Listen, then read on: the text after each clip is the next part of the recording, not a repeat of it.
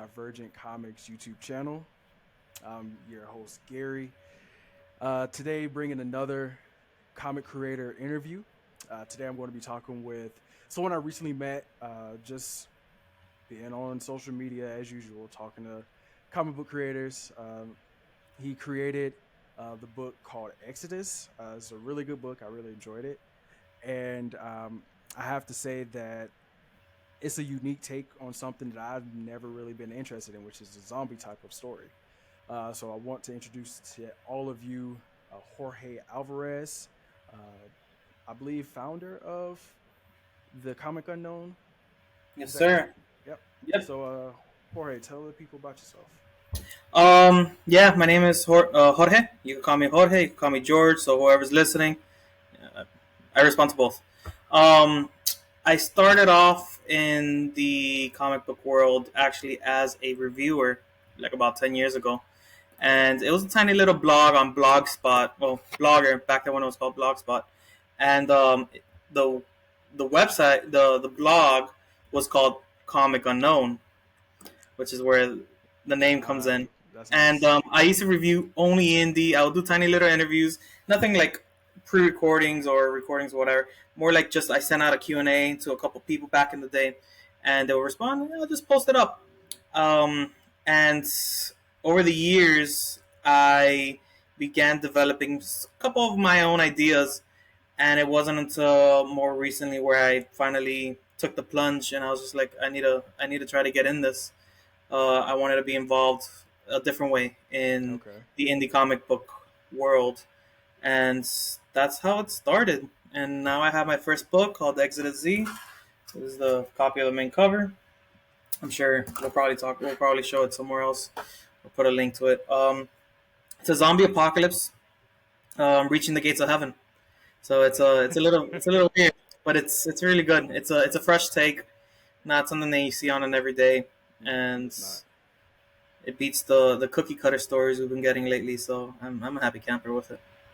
Yeah, I'm not usually a huge fan of the zombie type of stories because they usually kind of go by a specific code. They usually have the specific formula, and yours doesn't have that formula, which I found to be very interesting, and made me, honestly, make it a page turner for me. And that's one of like the biggest things for me when it comes to a comic is if it's a page turner where I have to know what happens next, then yeah, I'm going to enjoy it. So I definitely enjoyed your book just Thank for you. that reason alone. Yeah, I Um, appreciate the kind words. oh, for sure, for sure. So when you were coming up with this story, um, and when you decided to finally like just dive into it, what was the biggest influence for coming up with this? Well, the influence behind this specific story was a very silly reason. I basically, long story short, it was one day that during pandemic and whatnot, we're watching. Me and my wife were watching movies on Netflix, just you know, just watching TV and whatnot. And there, we were watching there's this Korean show on Netflix called All of Us Are Dead. Oh yeah, that's on my The watch one with list. the it's like high schoolers trying to survive the zombie apocalypse and whatnot. Yep. And I cracked the joke with my wife because I think that one of the girls, like she was begging, and I took it like praying, and I was like, be funny. She dies, opens up her eyes in heaven, only to find another zombie apocalypse or one. And then I thought about it because I found that joke amusing. My wife didn't care. She's like, "Shut up." And I thought about it, and I was like, "This has to exist." Hmm. It's nobody's. Well, not nobody. Everybody has their own creativity, but it's very difficult to find some form of originality, or at least some different type of trope and whatnot. Yep. And I started searching, and I started looking, and I couldn't find anything. I would find the occasional pinup for a zombie angel. Oh But yeah. that's it. And the closest thing you got to it was what's the name of this movie? I'm gonna remember it later. Where it's all these celebrities and there's the rapture, and then half of them stay behind, and then at the end of the day, they end up going to heaven, and the Backstreet Boys are playing music. It's some weird. That's one I've never seen. Dude, I guarantee you, it has James Franco. It has all these famous people. I just Okay. can't remember for the life of me right now. This is the end. Okay. That's what it's called. Okay. And it was between that movie and the show, the zombie show, where I kind of got inspired with it because in Okay. the movie that they would do like these beams of light, and that's how people would get saved and go to heaven and whatnot. Which you can kind of see the inspiration there.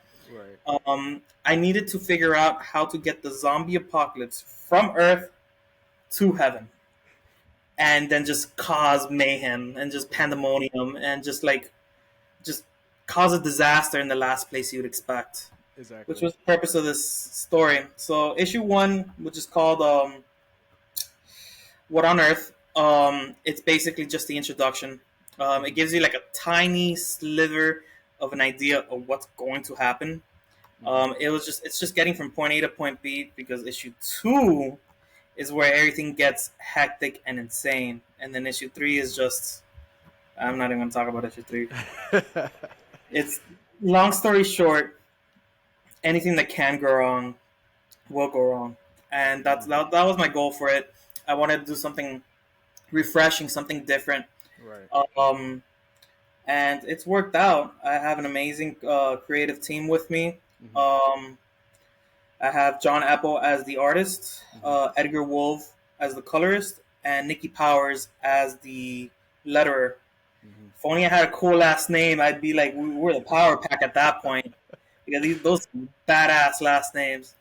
I don't And know, man. Alvarez works for the writer. yeah, Alvarez works because he's like the professional name out of the four. Apple, and then it just goes to Wolf with the V, and then it goes to Powers. It's just like, come on, Yeah, you that's can't true. get crazier than that. And it makes perfect sense with the story. But it's going to be a 3 issue miniseries. Issue two is going to be called "For Heaven's Sake," Okay. and issue three is going to be called "Oh Hell No." The That's perfect. yeah, you have an idea already of what's going on. So we're gonna not break the fourth wall because we're not really breaking the fourth wall, but it's gonna be something not even unexpected. It's just something different, and Okay. I think that's what that was one of my ambitions for the story. Something different. Mm-hmm. It's not that generic story that leads a specific way.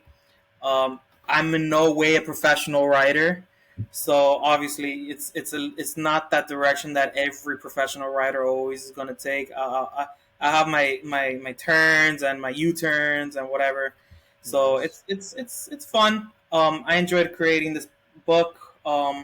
Right now, we're currently working on issue two. John is working on pages 5 through 8 right now as we speak.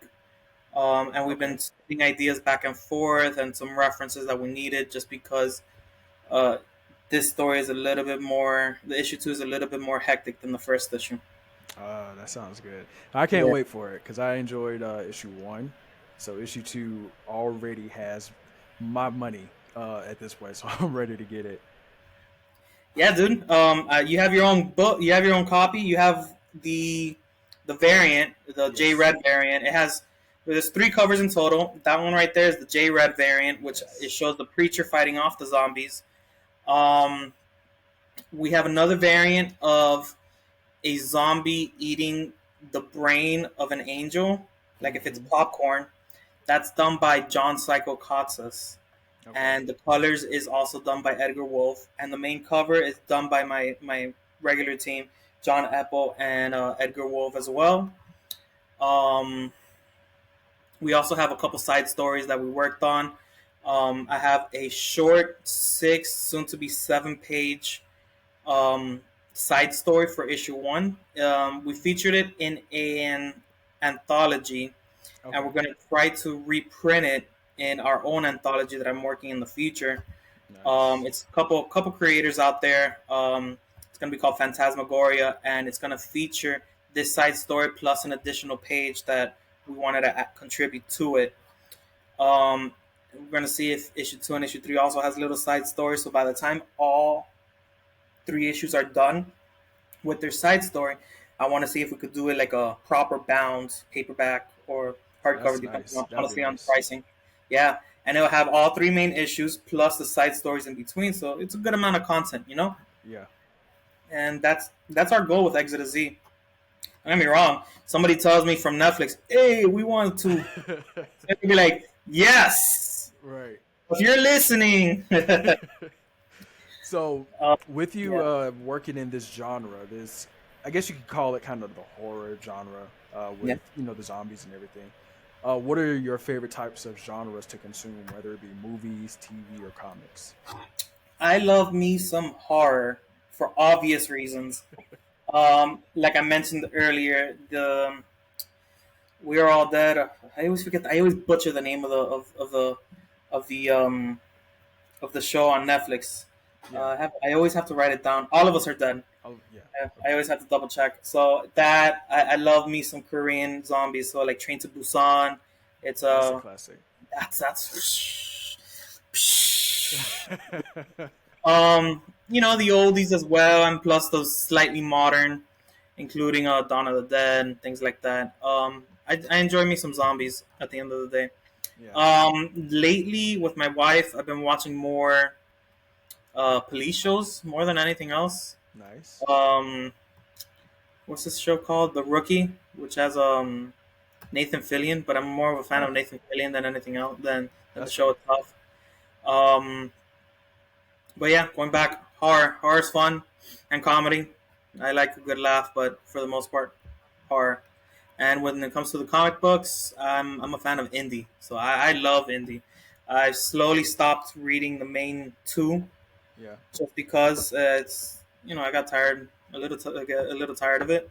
Um, and it's always the same thing, or it's either the same, or all the art styles look very similar. It The does. stories usually you could tell which direction it's going to go, unless it's one of those proper page turners. They're like, damn. Um, but yeah, horror. Going back to the question. Yeah. Yeah. I can definitely tell the horror influence in the story, but I think the thing that I like the most about your books is how you were able to marry horror and comedy in a way where it doesn't Yes. take away from it. Because when I watch a movie like Scream, Mm-hmm. they try to marry horror and comedy, and it doesn't always work well enough because the horror element kind of falls flat because they overinflate the comedy. Your books, it has a very good your book has a very good medium to where Mm-hmm. you get enough comedy with just, and I guess it's because of the visual medium aspect where you get to see some of the kind of hijinks, like the preacher preaching the word, and then the zombies are scraping at the door trying to get in, and he's like, "Oh, we're getting ready to go up," and then as it happens, they're all getting eaten up by the zombies and stuff. Like things like that is like, okay, that's terrifying if you were in that moment, but it's Of looking course. on the outside in, it's hilarious because it's like how ironic, right? I think it helps with the art style. The It does. combination between John's art style and the colors from Edgar. It It's does. if you pay attention and you look closely, you could actually differentiate. Edgar does this amazing job of differentiating the foreground and the background. Where It the does. foreground it's more crisp and clean, the background actually becomes a little blurred out. You notice it when the preacher's speaking, when he's Yep. talking to his disciples, or even there's this one panel that you see a plane just like about to crash, and you can see the plane, and then the motors themselves are blurring out because of the explosion that's coming from it. Right. And the art style itself from John, it's not in a positive way and a great way of saying it. It's intentionally not clean. Hmm. When it's that crisp, clean art style for a horror book, to me, I get confused because horror needs to be gory, it needs to look ugly, Hmm. it needs to Gritty. look borderline gritty. Yes, that's the Yes. perfect word to use, the word to use, and that's the combination for it for the most part. Because, like going back real quick, just to the main cover. Let me see if I could grab it. You could Yep. tell little details of the blood, and it's not like it's not intentionally clean. We make sure that everything has its gore and its gritty art behind it, Hmm. in which they do an amazing job for it. Cannot complain with the art style. Cannot complain with the colors. Every single interview you hear me, I'm always praising them because at the end of the day, I had an idea and I was here, and then John brings it here, then Edgar brings it here, and then Nikki just tops it off right there. So it's more than I could have originally imagined Mhm. of it looking, and I can only imagine how the rest of issue 2 is gonna look because I'm excited. There's a couple scenes in there, and I'm just patiently waiting. I'm like, okay, he's on page 7 now. He's on page Yeah. 8. He's like counting, like 5 more pages to go or 7 more pages to go. Like, I'm waiting for him to start working on that one. I'm like, I cannot imagine how he's gonna do it. So Yeah. I'm excited for it. I'm glad you brought up about the art style being intentionally kind of gritty type, kind of like dysfunctional type, because that was the thing that really drew me into the story the most. Because Yeah. I mean, we all read comics and they all typically have those prototypical, very crisp, clean lines and colors, and it's like, okay, this looks really good. But like you said, when you read a horror comic, specifically a Mm-hmm. zombie type comic, you should see the imperfections in it.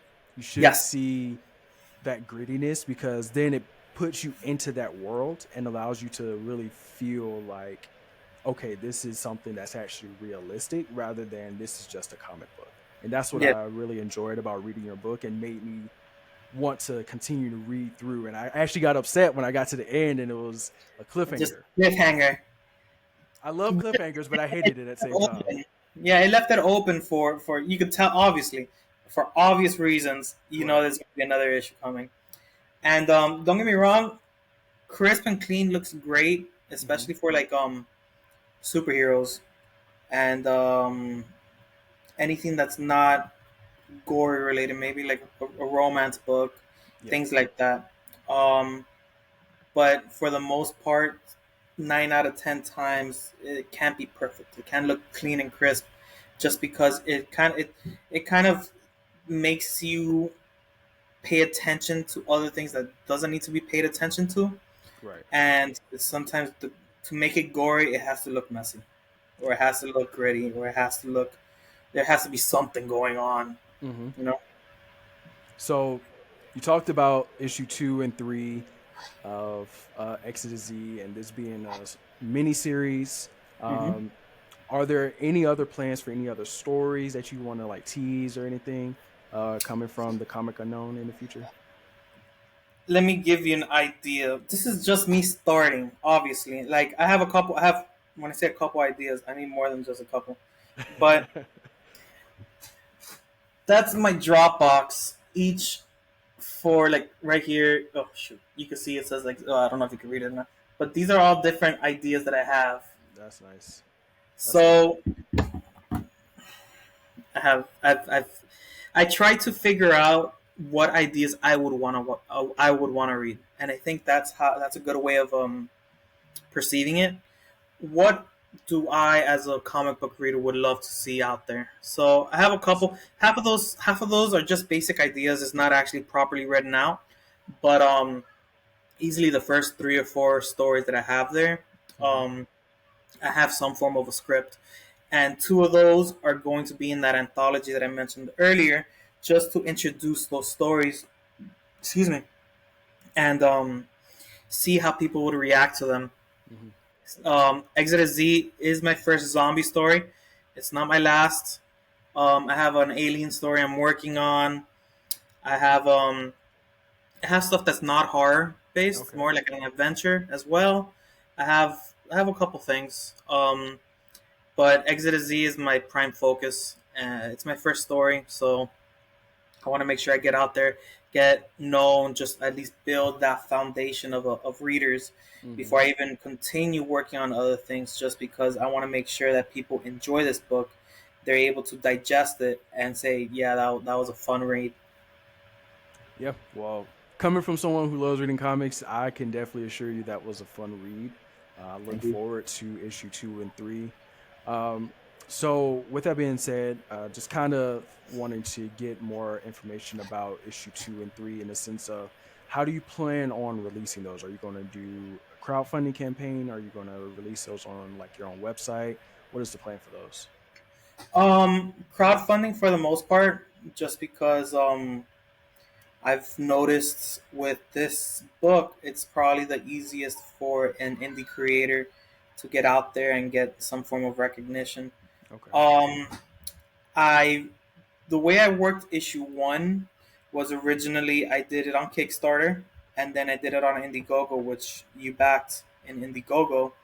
And I tried to see originally was, let me do one variant one side, wait a little bit, do another variant another direction. And while they were both successful, I feel like for issue two, it's all gonna go into just one single campaign. It's gonna make life easier. There's no additional variants we're waiting on for XYZ time, and I think for the most part, that would probably be the right move for Hmm. Exit Z. We do have a website. It's called comicunknown.com, which I have a little store where people could buy issue one. We also did a Make 100 Kickstarter. It was a tiny thing, literally just 150 bucks. So where we did with these 11 by 17 gloss numbered posters. Um, I actually have. But for example, this is the second cover, which is by John Cotzes, where it's these nice, it's huge, Yeah, that's these nice. nice glossy prints where in the bottom they're numbered. So this is Oh. so this is number one of 25. So it's only 25 of them. Once I'm done with, and like I said, I literally just got the prints, so I need to send those out to the couple people that backed that campaign. Hmm. Once I do that, then I'll probably put it on my website and have about half of those available there, whatever's remaining, and or from conventions. But then after that, those prints are gone. I'm not going to reprint them. What I'll probably do is just a basic black border, because each one of the three prints, the border is the color of the font. So the main one is like this burgundy. That one was blue, and the third one, the J red, the one that you have, it's like a purple. Yeah, So each one of them always has a different color, which is something. It's something small that I did that that's unique. I thought it was cool. Just like each Yeah, one of them, it's the exact same. It's the exact same thing, just different shades and different colors and I whatnot. like that. Um, and I'm working on that now. I just finished getting the bags and boards for them, Okay. which surprising a bag and board for 11 by 17s are pricey. I did Yeah. not know that. Learned that firsthand, which is not an issue. I don't mind eating the cost on that, but it's a learning curve because you do a little bit of everything, and I'm just Hmm. trying to make sure that with these three, I almost want to say 2.1 campaigns, because this last one was just 150 bucks just to get it out there, get a couple people to grab it. Hmm. Um, these campaigns, eventually for issue two, I'm going to make sure I condense all that into one proper campaign for it, for issue two. Sorry, and they'll probably have like a higher request amount, campaign amount, Okay. but at least it's not, here's one thing here, here's one thing there, here's one thing here. It's It'll more just be one focused. properly compressed thing, and I think it'll work out. I want to say during the summer we'll probably do the campaign. Once I know Nice. for a fact we have at least more than 50% of the book completed, Hmm. I'll probably start the campaign.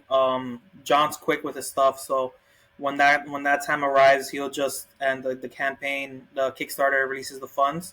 All that just goes to the creators, and they just hop on that. That'll be their main priority, and we'll knock Okay. it out pretty quickly. Nice. Sounds good. Definitely let me know once that drops. Of Um, course. so wrapping up, I want to give you the opportunity to just drop any plugs, shameless plugs for yourself and the Shameless. and the comic unknown. So definitely let people know where they can find you, follow, and get more of your work. Yeah, I was sneaky. I was slowly plugging throughout the conversation. Uh, the website, it's a brand new website, but anybody that wants to support, pick up a copy. It's www.comicunknown.com. When you go there, you're gonna be able to see the book there, and it'll have information alongside of Phantasmagoria, what we're planning on doing with that. I'm most active on Instagram. For Instagram, it's the Comic Unknown, because somebody took Comic Unknown literally right before I did it, and I was like, Oh, okay. that sucks. Facebook is Comic Unknown, and Twitter is shoot. I think it's the Comic Unknown as well. Let me make sure real quick. Yeah, it's the Comic Unknown. We're also on Threads, but Threads is literally a copy and paste from whatever I post on Instagram. Yeah. What other shameless plugs? Um,